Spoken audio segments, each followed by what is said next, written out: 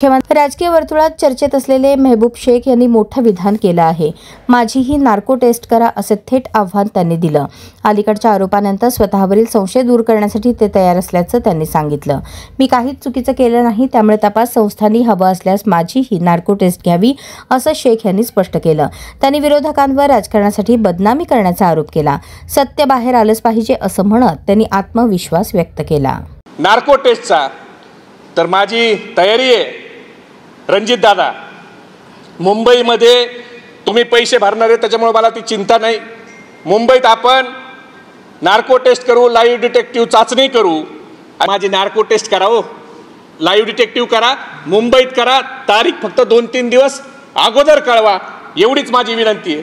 पण त्या नार्को टेस्टच्या अगोदर तुमची नार्को टेस्ट झाली पाहिजे। कुणाच्या दबावाखाली संपदाच्या तक्रारीकडे दुर्लक्ष केलं त्याची देखील राहुल धसची नार्को टेस्ट झाली पाहिजे, त्याची लाईव्ह डिटेक्टिव्ह चाचणी झाली पाहिजे।